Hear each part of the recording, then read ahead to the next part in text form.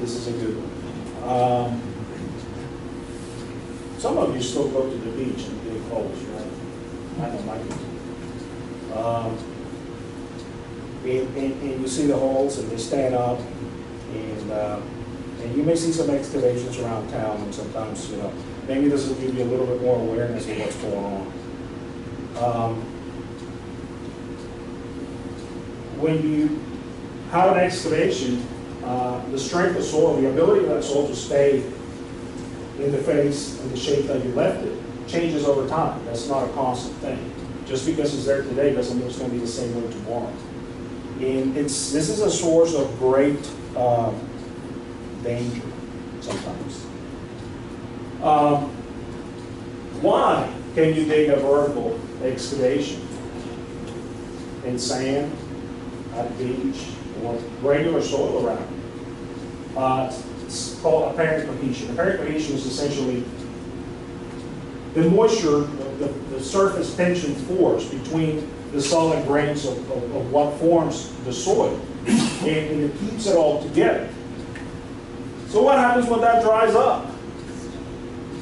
Well, you don't have as much of that force holding it all together. So this is how you can have an excavation that's stable today, and you leave it out a week and it dries up, and all of a sudden it sloughs off.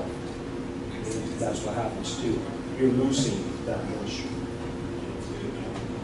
And it gives you a false sense of security. But this is how you can do this at the beach. It's pure apparent cohesion. That's all that's holding it together. And the reason I was asking about digging holes at the beach is, I've seen some tremendous holes at the beach. And this poor kid here got buried for a while there until they dug him out. You see some things sometimes that are kind of scary. So if you're out and you see little kids, in big holes at the beach, you might want to say something because it can be dangerous.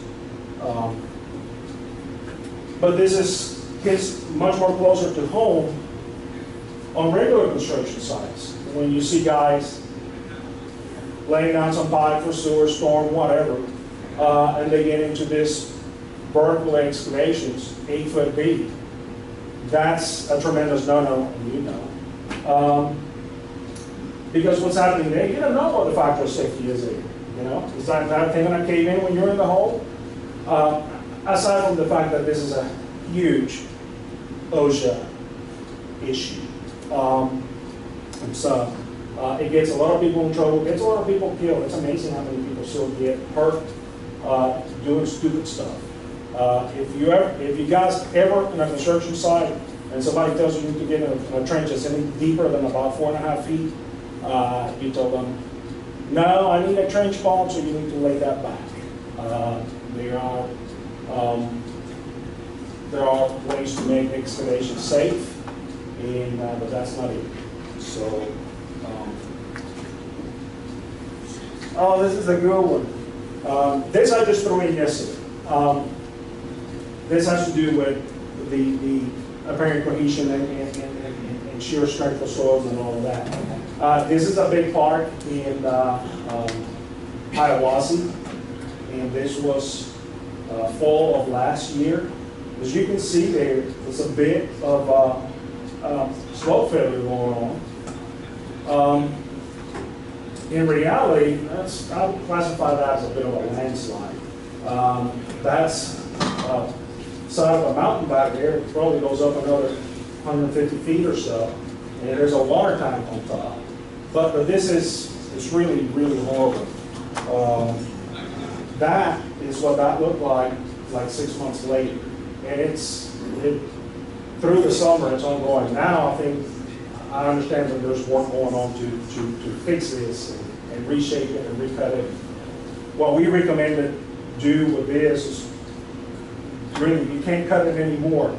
What's happening there is structural to the geology of how this is formed and how it's cut, to where there's some embedded weakness planes remnant from the parent rock that just happen to be aligned with how this is being excavated.